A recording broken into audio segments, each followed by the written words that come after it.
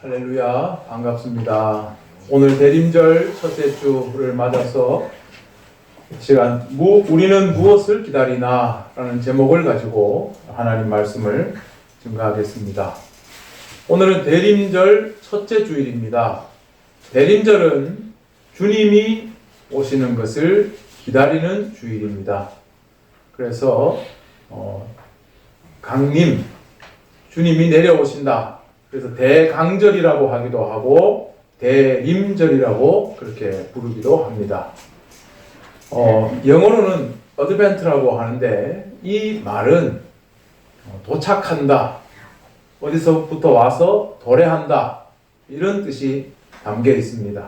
그래서 주님이 오시는 것을 기다리는 바로 그 주를 어드벤트라고 그렇게 말합니다. 교회력으로 보면 성탄절 이전 4주를 이렇게 대림절로 지키기 때문에 주님의 탄생을 기다린다 하는 의미가 있습니다.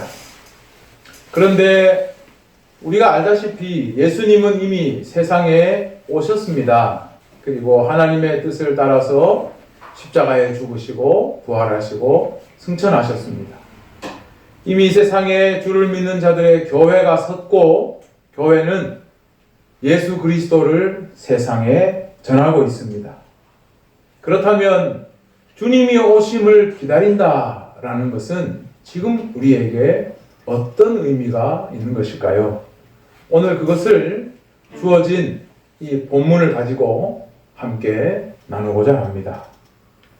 맨 처음 읽었던 예레미야 33장 14절에서 16절의 말씀을 생각해 보면 이 말씀 가운데 다윗에게서 한 공의로운 가지가 날 것이다 그랬습니다. 예레미야는 유다의 말기에, 유다가 망하기 바로 직전부터 망하는 그 순간까지 하나님의 말씀을 이 유다 사람들에게 전했던 예언자입니다. 너희들의 나라가 침공을 당하고 멸망할 것이다, 이걸 끊임없이 이야기했던 예언자가 예레미야입니다. 그런데 멸망만 이야기한 것이 아니라 유다의 회복에 대한 말씀, 예언도 하고 있습니다. 일단 회복에 대한 약속을 한다는 것은 멸망이 전제되어 있는 것이겠죠. 유다는 반드시 망한다는 것을 말씀하였고, 그리고 유다는 회복될 것이다 말했습니다. 실제로 역사를 보아도, 이스라엘의 역사를 보아도 이 남유다 왕국은 바벨론이라는 고대 국가에 의해서 아주 처절하게 망했습니다. 나라가 완전히 다 깨졌고 예루살렘 성읍도 다 불타고 다 파손되고 나라가 아예 소멸되었습니다. 하지만 거기서 끝난 것이 아니라 예레미야는 다윗의 한 가지로부터 회복의 역사가 시작될 것이다, 이것을 약속했습니다. 그렇다면 다윗의 가지는 대체 누구를 말하는 걸까요? 우리가 신약 성경을 보면 이 다윗의 가지는 바로 예수 그리스도라 그렇게 증거하고 있습니다.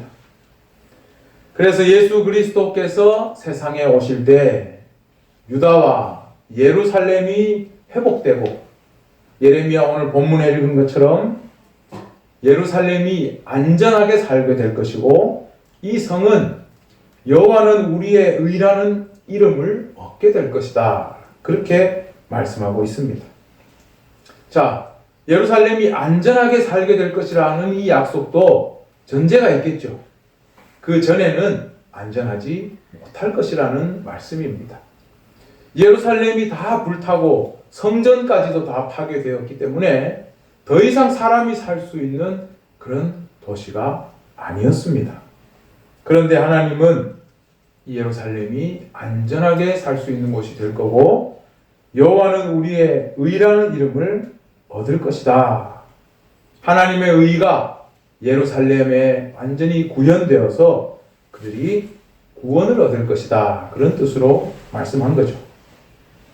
그런데 질문이 생길 수 있습니다. 예수 그리스도가 오셔서 유다가 회복이 되고 유다의 수도였던 예루살렘이 안전한 삶을 살 수 있게 되고 또 구원이 완전히 실현된다 그랬는데 실제로 어떻게 됐습니까? 예루살렘의 평화와 안전이 보장되었습니까? 우리가 역사를 보면 그렇지 않습니다. 우리가 역사를 보고 성경을 우리가 잘 알고 있는데 예수님이 오신 이후에도 이스라엘 역사는 어땠느냐? 여전히 초강대국 로마 제국의 강한 압제를 받고 있었습니다. 이들은 바벨론에 의해 완전히 멸망했다가 다시 고레스라는 페르시아 왕의 명령으로 예루살렘으로 돌아오기는 왔습니다. 성전도 다시 지었습니다. 그렇지만 이들은 항상 그 외세의 강한 압제 속에 살아야 했습니다. 헬라 제국이 일어나서 이스라엘을 침공했고 그들이 물러간 자리에는 다시 로마 제국이 점령하여서 그 압제가 그대로 이어졌습니다. 즉 예수님이 오신 후에도 하나도 달라진 게 없었다는 말입니다.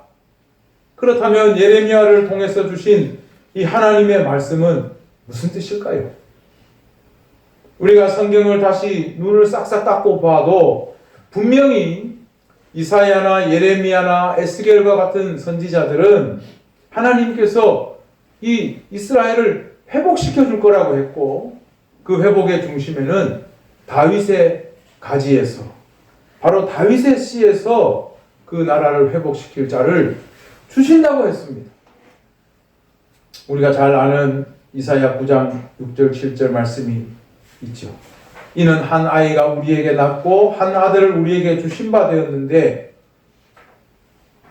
그 정사와 평강의 다함이 무궁하며 다윗의 왕자와 그의 나라에 군림하며 그 나라를 굳게 세운다. 다윗의 왕자를 분명히 얘기했습니다. 오늘 우리가 불렀던 찬송 이새의 줄기에서 한 싹이 나며 그 뿌리에서 한 가지가 나서 결실할 것이다. 이사야 11장 1절의 말씀이에요. 그리고 우리가 오늘 읽었던 예레미야 33장과 똑같은 말씀이 예레미야 23장 5절 6절에도 나옵니다. 내가 다윗에게 한 의로운 가지를 일으킬 것이라 그가 왕이 되어 지혜롭게 행사할 것이다. 에스겔 34장에도 나옵니다. 무수하게 나옵니다.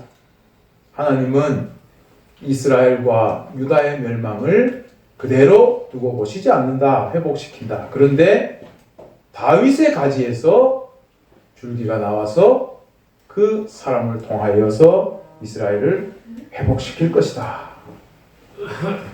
그러니까 유대인들이 생각하기에 유대인들이 이 예언에 비추어 봤을 때 자기들의 현실을 보면 어떤 생각을 하겠습니까? 우리가 아직도 이렇게 살고 있고 여전히 큰 나라의 압제를 당하고 있으니까 우리는 아직 메시아가 오지 않은 거다. 아직 하나님의 약속된 회복이 시작되지 않은 것이다. 이렇게 생각하고 있는 거예요. 우리는 아직 안전한 삶도 살지 못하고 있고 우리가 완전한 하나님의 구원을 입지도 못했다라고 생각하고 있는 겁니다. 이걸 보면 무슨 생각이 드냐면 하나님의 말씀은 진실된 약속을 그들 가운데 끊임없이 주고 계시지만 이스라엘 백성들은 눈이 어두워져서 하나님 말씀을 옳게 받아들이지 못한 것입니다. 그렇기 때문에 이스라엘 백성들이 바벨론에서 돌아와서 성전도 새로 짓고 성벽도 새로 지었고 회복이 시작되었지만 여전히 그들은 하나님의 뜻을 제대로 알지 못한 거예요. 그래서 메시아를 기다리다가 어떤 일이 있었느냐? 유대 백성들을 다시 예루살렘으로 귀환하게 도와줬던 페르시아의 왕 고레스. 이 고레스를 사람들은 메시아라고 생각했습니다. 야, 우리를 다시 예루살렘으로 돌아가게 했잖아. 안전하게 다시 살게 해줬잖아. 고레스가 메시아다. 사람들이 이렇게 생각했습니다. 또 스룹바벨을 메시아라고 생각했어요. 스가랴 예언서에 나오는 스룹바벨. 이 사람은 혈통으로 보아도 다윗의 자손이었거든요. 거기다가 총독으로 예루살렘에 임명했기 때문에 사람들이 생각하기에는 딱 들어맞는 겁니다. 다윗의 자손에다가 총독에다가 이 사람이 또 성전 건축을 진두지휘했기 때문에 스룹바벨이 메시아다. 사람들은 이런 생각을 했던 것입니다.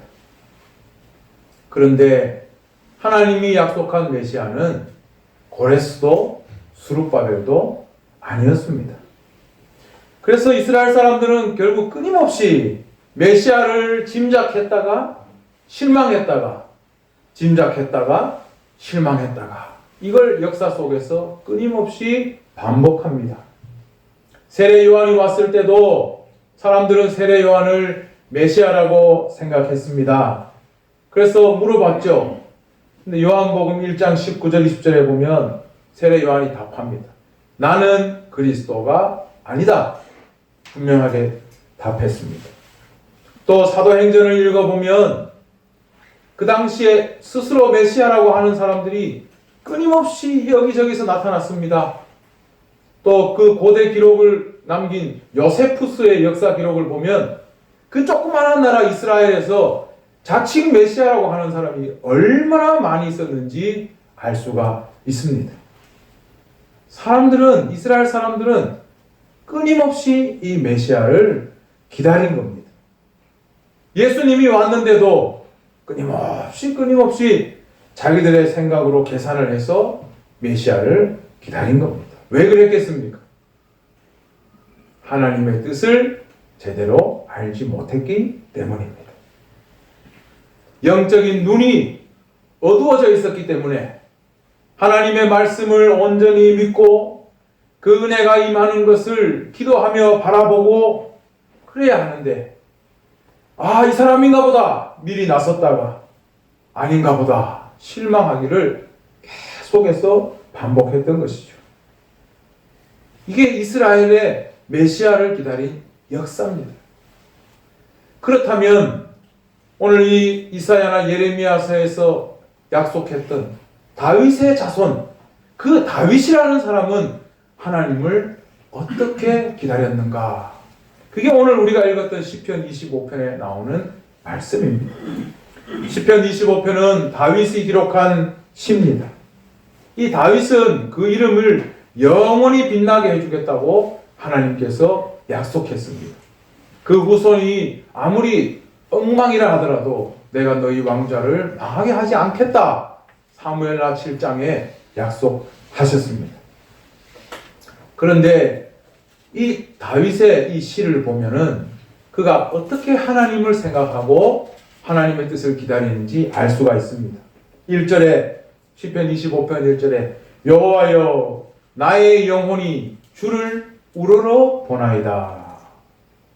이 한 구절에 아주 많은 것들이 녹아 있습니다. 여호와여 나의 영혼이 주를 우러러 보나이다. 일단 이 시의 비밀을 제가 하나 알려드리겠습니다. 이 유대인들은 재밌습니다. 우리가 한글로 이 시편 25편을 읽을 때는 이걸 모릅니다. 그런데 히브리어로 보면은 이 시가 어떤 방식으로 기록되어 있냐면 우리나라 그 삼행시 같이 기록되어 있습니다.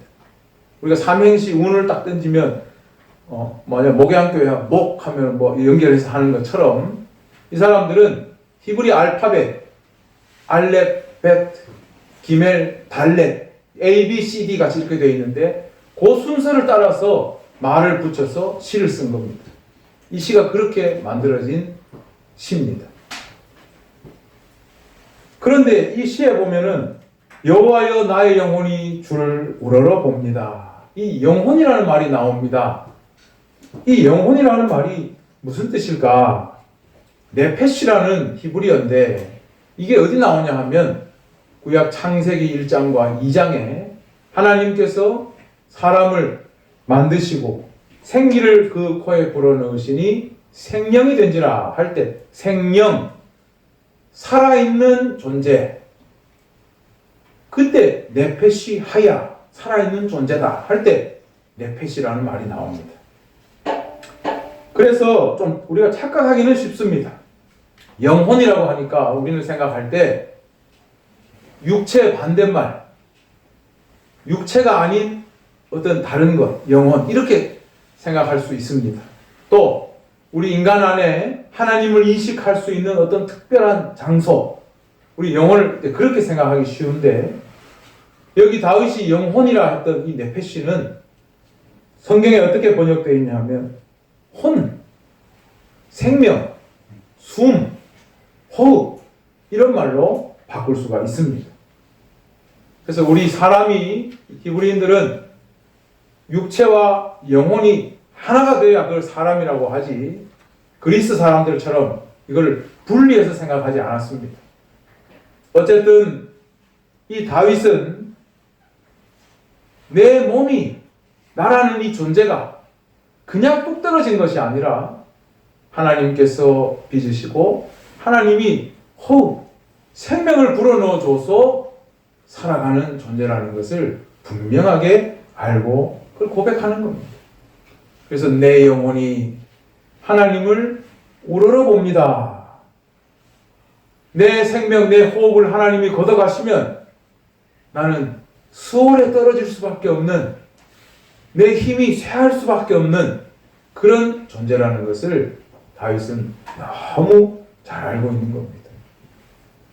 하나님이 생명 주시고 하나님이 호흡을 주셔서 내가 살아가고 있다라는 걸 다윗은 잘 알기 때문에 내 영혼이 하나님을 우러러봅니다.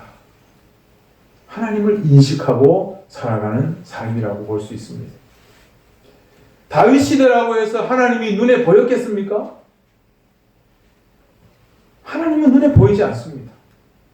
그런데 다윗은 이렇게 하나님이 나의 생명의 근원이 되신다는 것을 알고 그를 찬양하고 있는 겁니다. 그런데 다윗 같은 사람만 있는 건 아니죠.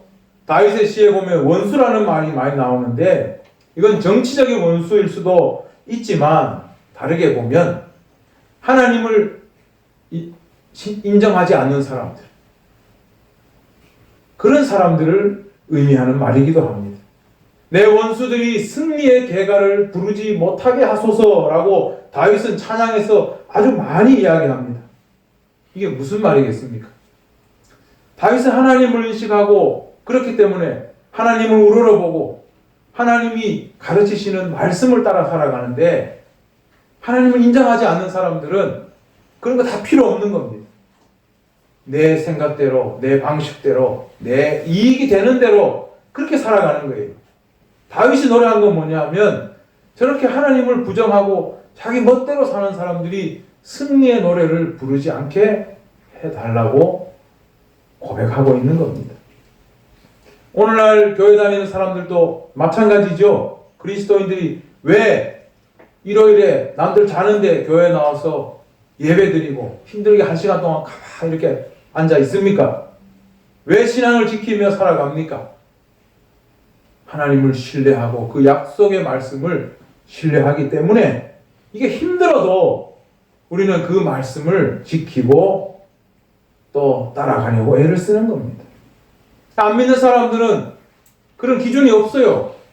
내 양심이 내 기준이 되고 상황 따라 여차여차한 상황이 되면 이게 뭐 나쁜 일인 줄 알아도 뭐 내게 이익이 되니까, 내가 살아야 되니까 그냥 하자.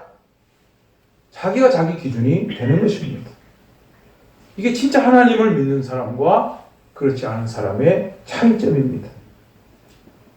그래서 예나 지금이나 다윗의 시대나 지금이나 하나님을 옳게 믿는 사람은 살아가는 데 있어서 그 생각과 판단의 기준이 어디 있는가, 이 차이점이 있는 겁니다.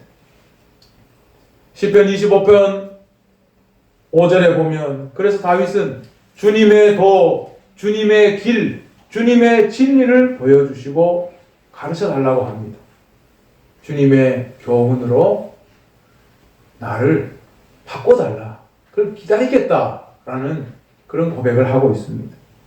그런데 더 눈여겨볼 것은 6절 이하에 나오는 말씀이에요.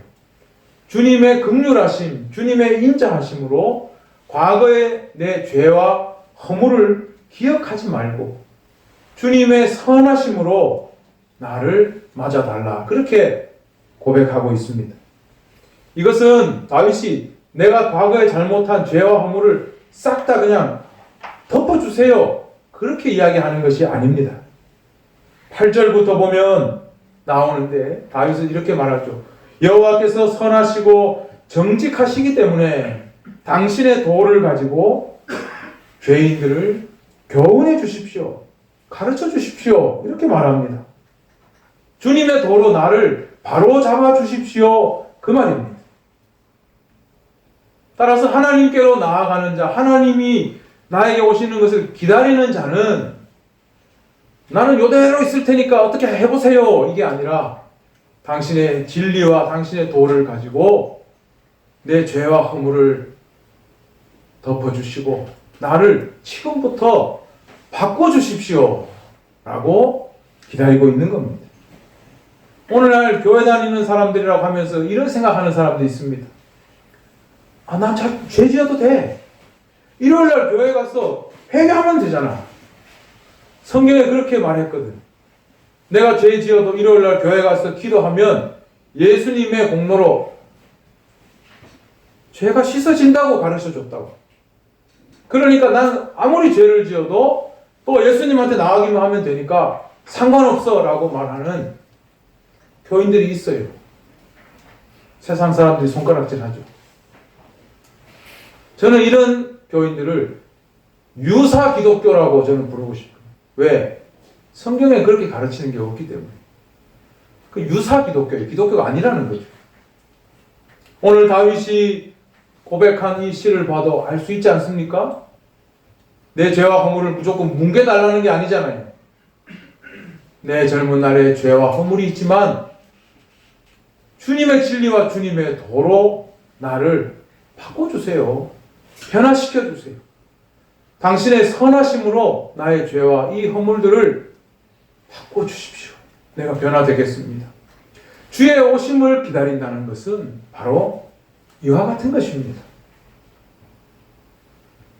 내가 죄 아무리 지어도 예수의 힘으로 싹 되니까 내가 이런 메커니즘을 알고 있으니까 나는 아무리 죄를 지어도 돼. 이건 유사 기독교입니다. 우리는 주님을 기다린다는 것이 무엇인지 이 다윗의 고백을 보면서 알 수가 있습니다. 그래서 다윗이 내 영혼이 하나님을 우러러 보나이다 라고 고백하는 것은 그가 온전히 하나님을 자기 생명의 근원으로 삼고 있고 내가 온전히 하나님께 기울어져서 살겠다라는 태도가 담겨 있는 겁니다. 비록 내가 사람인지라 죄를 지을 수 있고 허물이 많겠지만 그러나 나는 언제든지 하나님께로 기울어져서 살아갈 테니 하나님 오셔서 당신의 진리와 그 선하신 그 도를 가지고 나를 변화시켜 주십시오. 이것이 바로 다윗의 태도입니다. 만약에 이스라엘 백성들이 이러한 마음으로 다윗과 같은 마음으로 하나님을 섬겼다면 하나님께서 예언자들을 통해 주셨던 그 다윗의 가지가 과연 누구인지를 분명히 알았을 것입니다. 그래서 예수 그리스도가 세상에 오셔서 하나님의 나라를 선포했을 때 저분이 그 다윗의 가지이구나 알았을 겁니다. 그러나 이스라엘 백성들은 완악했습니다. 영적으로 눈이 어두워져 있었습니다. 그렇기 때문에 아직 메시아가 오지 않은 것처럼 자기들끼리 일을 꾸미고 끊임없이 메시아를 우리는 기다리는 것처럼 그렇게 하면서 오신 메시아를 미워하고 부정하고 악한 짓들을 계속해서 일삼아 갔던 것입니다. 결국 이들이 메시아를 거부한 것은 자기들이 믿는다고 말하는 그 하나님을 부정한 거예요. 인정하지 않는 것입니다. 그리고 그렇게 칭송했던 다윗을 스스로 팔아먹는 그런 행위에 지나지 않았습니다. 결국 이렇게 하나님께서 보낸 메시아를 인정하지 않는 자들은 어떻게 될 것인가? 오늘 누가복음 21장 25절 이하에는 예루살렘의 환란에 대한 이야기가 나옵니다. 이사야나 예레미야나 에스겔 같은 예언자들은 유다와 예루살렘이 회복될 것이라고 했고, 그들이 안전하게 살 것이라고 했고, 하나님의 의가 다스리는 동네가 될 것이라고 했는데, 예수님의 말씀을 보면 예루살렘에 군대가 에워싸고 사람들은 도망가고 죽임을 당하고 사람들이 놀라서 기절하고 아이 된 여자가 막 호들갑을 떨고 도망가고 그런 무서운 장면들을 예수님은 말씀하고 있습니다. 그날은 징벌의 날, 진노의 날이 될 것이라고 말씀하고 있습니다. 유대인들은 메시아가 올 때 안전의 날이 되고 구원의 날이 열릴 것이고 이스라엘이 세상의 중심이 되는 날이 열릴 것이다. 예루살렘이 하나님의 구원의 도성이 될 것이라고 했는데 예수님은 아니다 라고 말씀하신 겁니다. 이미 메시아는 오셨고 하나님의 구원의 역사가 세상에서 시작되었지만 그 구원의 역사는 이스라엘 사람들이 생각하는 것과 달랐기 때문입니다. 여호와가 우리의 의가 된다는 것은 여호와께서 유대인들만 살린다는 것이 아니라 하나님의 의를 바라고 나아가는 자들을 구원하신다, 용납하신다는 뜻이 여기에 담겨 있습니다. 결국 하나님께서 약속한 메시아를 믿지 않는 자들은 그가 오실 때 그를 구원의 주로 만날 수 있는 것이 아니라 징벌하시는 주님을 만날 수밖에 없습니다. 병든 자를 고쳐주고 배고픈 자를 먹이고 눈먼 자의 눈을 뜨게 하고 상처 입은 자들을 위로하는 예수님을 더는 볼 수가 없다는 것입니다. 그 대신 누가복음 21장 23절 24절에 나오는 대로 그날은 징벌의 날, 환난의 날, 그날이 될 것이고 25절에 나오는 대로 1월 성신, 해와 달과 별과 여기에도 징조가 있을 것이고 파도와 바다가 혼란 중에 공고할 것이고 하늘의 권능이 흔들릴 것이다 라고 했습니다. 그러나 예수를 믿는 자는 어떻게 되느냐? 누가복음 21장 27절 28절에 그때의 사람들이 인자가 구름을 타고 능력과 큰 영광으로 오는 것을 보리라. 이런 일이 되기를 시작하거든. 일어나 머리를 들라. 너희 속량이 가까웠느니라. 예수를 메시아로 믿는 자들은 이제 주님이 다시 오실 때 머리를 들고 당당하게 주님을 맞게 될 것이다.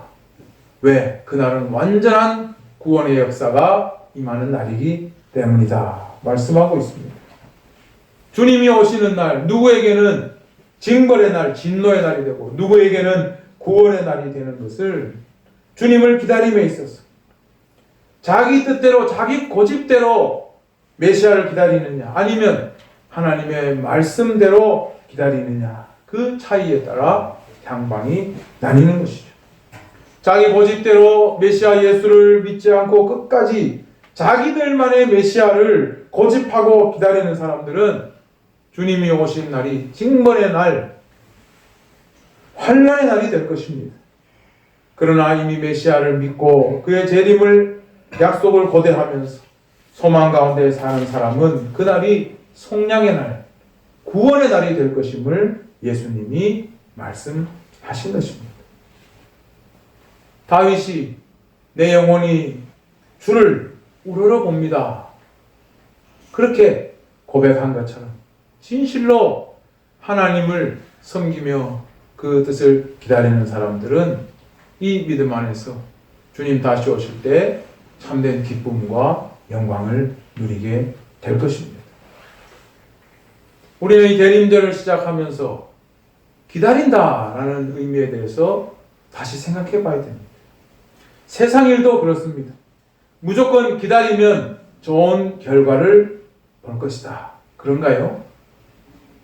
무조건 그냥 기다리기만 하면 좋은 결과가 생긴다? 그렇지 않습니다. 우리나라 발효 음식이 유명한데 발효 음식을 만들 때 처음은 사람의 손이 만들지만 그 뒤는 시간이 요리한다고 하죠. 시간이 지나면 그 음식의 맛이 덧입혀지고 살아난다. 그런데 발효음식도 시간이 무조건 오래되면 다 좋습니까? 적정 시간이 넘으면 썩어버립니다. 김치도 오래돼 보세요.